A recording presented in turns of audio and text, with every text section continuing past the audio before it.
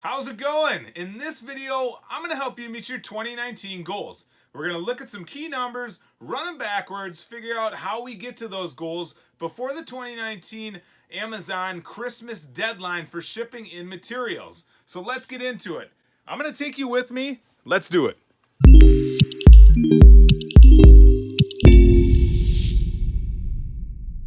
All right, let's take a walk. I don't want to get you guys dizzy with the motion sickness, so I'm trying not to. All right, so we did this last year.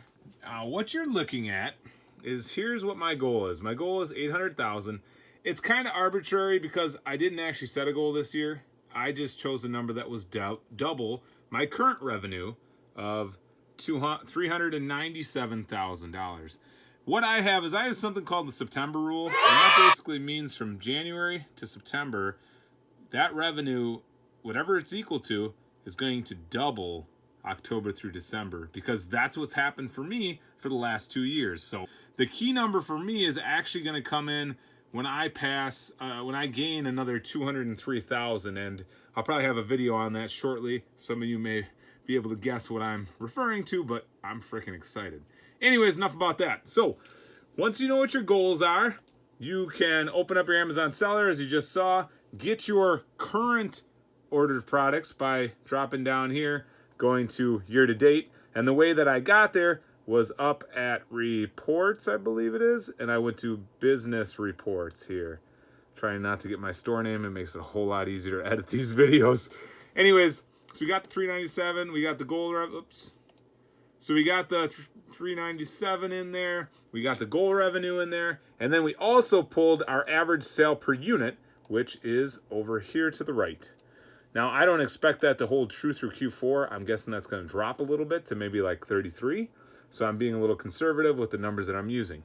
So based on the numbers I'm talking about right here, I subtracted the goal minus the current and got 402K.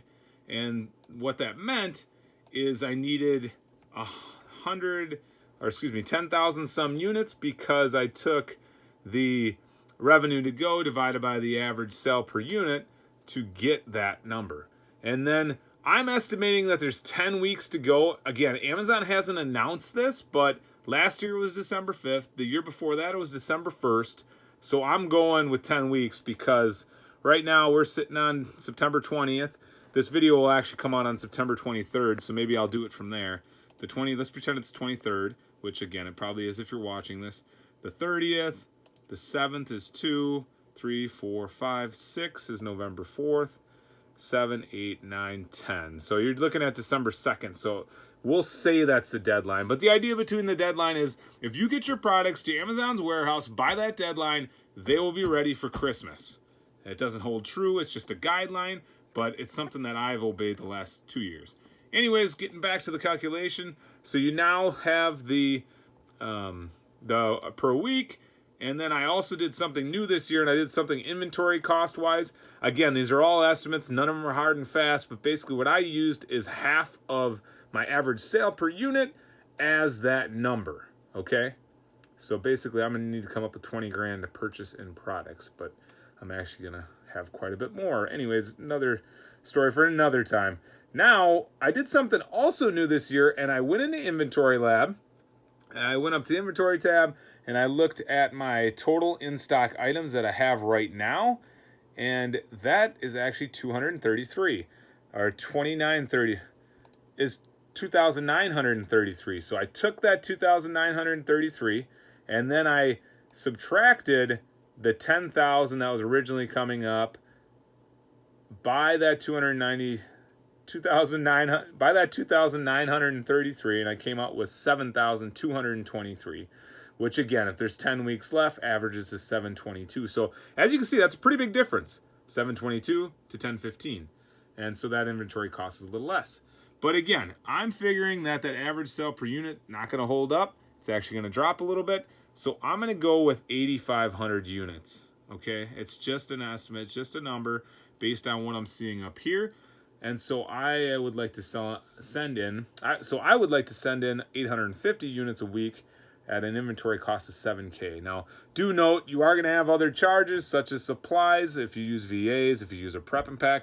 So I'm going to go ahead and calculate that in from here. But I wanted to keep it sort of basic today and at least let you know that the biggest thing is taking your business report, downloading the year-to-date number, figuring out that number, subtracting your goal, and getting the revenue to go.